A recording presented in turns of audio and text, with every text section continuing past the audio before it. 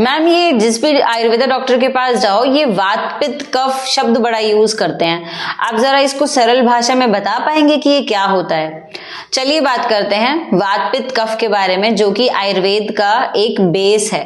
Body में 3 दोष बताए गए हैं और इन 3 दोष से आप एक डिजीज की स्टेट में या एक हेल्दी की स्टेट में रहते हैं।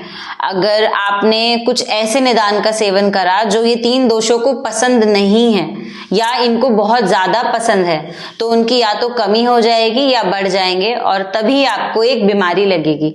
इसलिए कहा जाता है आपको कुछ भी खान पान या कोई भी एक्सरसाइज एक्टिविटी करनी है तो वो आप मॉडरेशन में करें। और यही सिंपल सा लॉ हमारे बॉडी में भी लागू होता है इन 3 दोषों पर। अगर वात पित्त कफ को सरल भाषा में मैं पुट करने की कोशिश करूं तो वात इज वायु। बॉडी में वायु का एक संचरण होता है जो ट्रैवल करती है ऊपर से नीचे की दिशा में। अगर आप इस तरीके का खान पान रखेंगे या एक्टिविटी करेंगे जिससे इसकी डायरेक्शन ऑपोजिट हो जाए तो आपको वात से रिलेटेड बीमारियां आती है।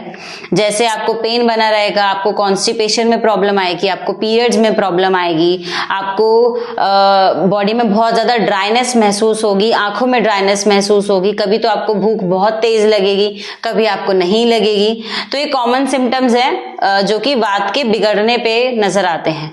अगर पित्त की बात करूं तो पित्त जठराग्नि से रिलेटेड है, जो आपके डाइजेस्टिव एंजाइम्स जो मेटाबॉलिज्म है उससे रिलेटेड है।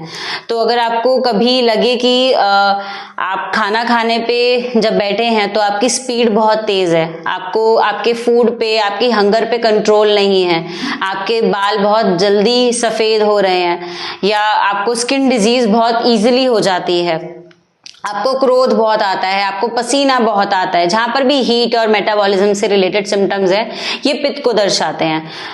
जहां तक बात है कफ की, तो कफ बॉडी में फ्लूइड को डिनोट करता है। तो आप खुद समझिए कि अगर शरीर में श्लेष्म फ्लूइड इकट्ठा होगा तो आपकी बॉडी ऐसा लगेगा बहुत भारी है, जैसे किसी गीले कपड़े से आपके शरीर को ढक दिया गया है। तो वो जो फीलिंग आती है लेथार्जी की, आलसपने की, फटीग की, आपको भूख ना के बराबर लगती है, आपकी टंग कोटेड रहती है, आपको ऐसा महसूस होता है कि आप पूरा दिन बस आराम करें, बैठे बैठे काम करें, तो ये सिम्टम्स आते हैं कफ के बिगड़ने। तो आई थिंक आपको समझ आ पाया होगा कि ये 3 दोषों को आप कैसे रिलेट कर सकते हैं आपकी बॉडी में।